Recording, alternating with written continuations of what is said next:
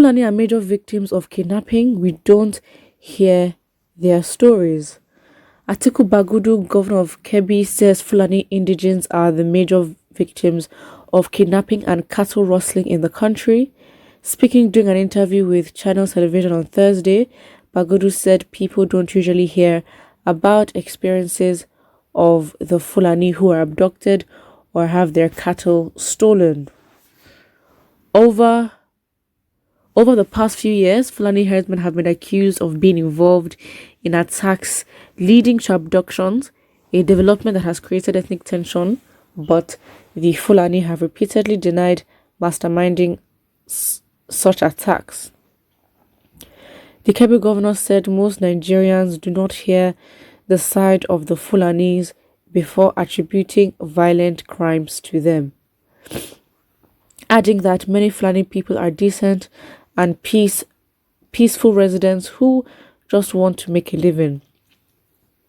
I have met with many Fulani communities in my state who explained that they are also victims. They are the first victims of kidnapping and cattle rustling. He said, "It is easier for a drunk child, someone who is abusing drugs, to go to the community where there is no road, no police, no infrastructure, to kidnap his cousin or sister and demand for cattle to be sold for him to be given money. They are the major victims of kidnapping and then the wider kidnapping that is conducted by other Fulanis and non-Fulanis who have come to form criminal gangs. Equally, cattle rustling is an activity that is against people who move cattle or who own cattle. A lot of Fulani are naturally victims and they are pauperized by it. We don't even hear their stories. We don't hear their side. We just think they are complicit. They are not. The majority of them are peaceful and decent people seeking to make a living." All right.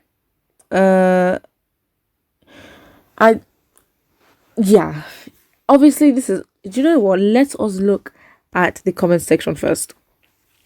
Someone says, "Will an ordinary farmer rustle cattle? Please ask Governor Bagudu." So, who are the kidnappers? Exactly. And then someone replies and says, "It's Fulanis kidnapping Fulanis. It won't be another person's problem if they kept it to themselves only." Obviously, that sounds selfish, but yeah.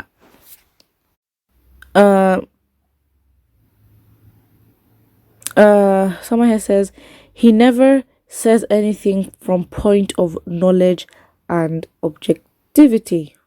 Cool. To be honest, like, it's not like we don't hear from, I mean, really and truly, Fulanis are a very small section. Realistically, we know that through history and just migration, Fulanis are actually a really small section of the north. The main tribe there is the Hausas. Of course, with history, they've just, made themselves a formidable force where they then, take up the identity of northern Nigeria, when really and truly, that's really not the case. When you actually talk about who is actually indigenous to a land. So yeah, it's not like the stories, and it's like that's absolutely not true, because when they want to protest for things that have to do with religion, I do not think that there'd be any issue with trying to make it, public and say, "Oh, we don't hear their stories." Absolutely not. We hear their stories. We hear that. It's just the way they treat themselves and how they treat, their cases with severity. If they don't put in effort to make their case a big deal to them in the way that they themselves react, of course, it wouldn't seem like a big deal for it to be spread across the country. It's a fact. They listen when they're serious to protest and make their voice heard because they feel violated. They will, and most of the case it has to do with religion every single time. So that's not an excuse that, "Oh, we don't hear their stories." That doesn't mean that they may not be getting attacked or they themselves do not get kidnapped by themselves. Like there are people are kidnapping themselves, if that makes sense.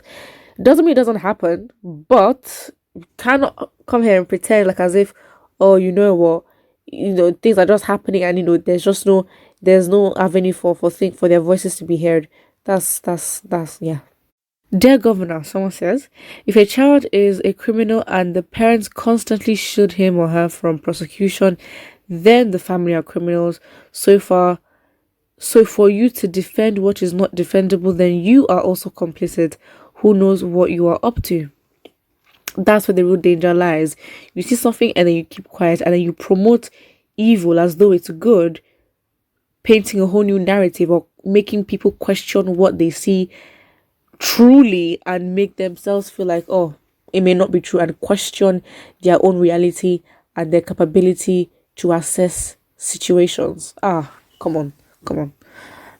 Somebody here says, did you want to say that they are the major actors and less victims of kidnapping?